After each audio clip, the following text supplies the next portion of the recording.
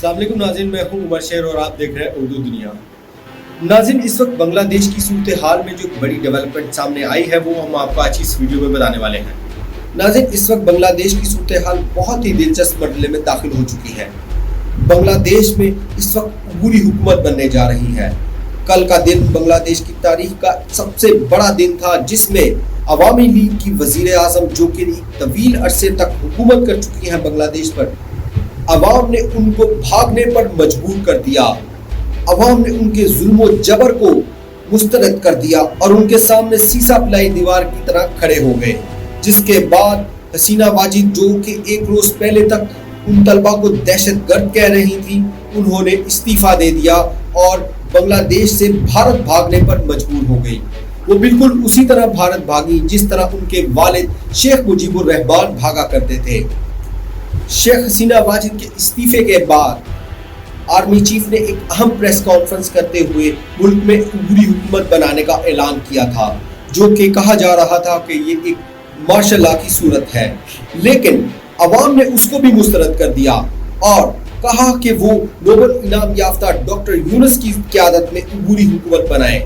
उन्होंने हसीना वाजिद के अंजाम को देखते हुए अवाम के इस मुतालबे को मान लिया और डॉक्टर यूनुस की क़यादत में बुरी हुकूमत बनाने का ऐलान कर दिया, जिस पर अब काम शुरू हो चुका है। इसके साथ ही नाज़रीन, एक जो दिलचस्प खबर सामने आई है वो भी हम आपको बताते हैं।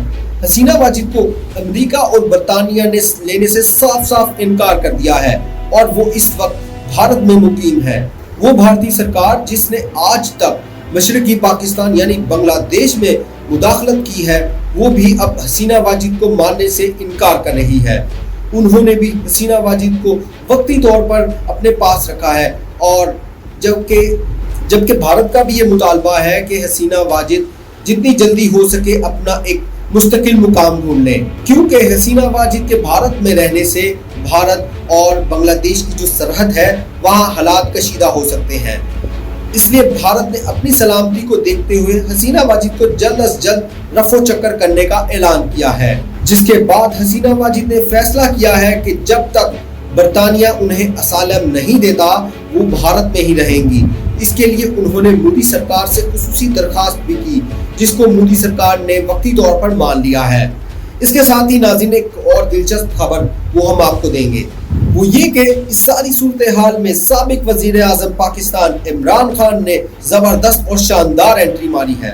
उन्होंने इस सारी सूरत हाल की सिर्फ एक ही वजह बताई है और वो है हसीना वाजिद का जुल्म, जो कि उन्होंने अपनी आवाम पर किया।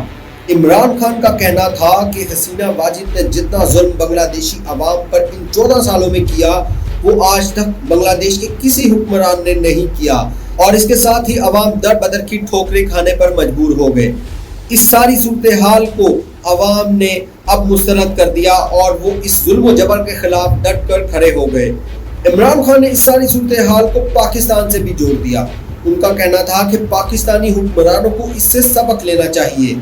अब बहुत हो चुका, अब हुक्मरानों को होश के नाखून लेने होंगे। वो वक्त दूर नहीं जब बांग्लादेश की तरह पाकिस्तान में अवाम सड़कों पर निकल आएंगे और इस जुल्म व जबर के खिलाफ खड़े होंगे। उन्होंने केपीके में अपनी हुकूमत को भी सराहा। उन्होंने कहा कि वजीर आला खैबर पख्तूनख्वा अली अमीन गंडापुर बहुत ही शानदार काम कर रहे हैं। उन्होंने कल के सवाबी जलसे को भी सराहा और उनको दाद दी। इसके साथ ही इमरान खान ने अपने कारकुनों को एक पैगाम भी दिया। उन्होंने कल के शानदार सवाबी जलसे पर अवाम का शुक्रिया अदा किया और कहा कि अवाम 13 अगस्त की रात को पाकिस्तान के झंडे लेकर बाहर निकले।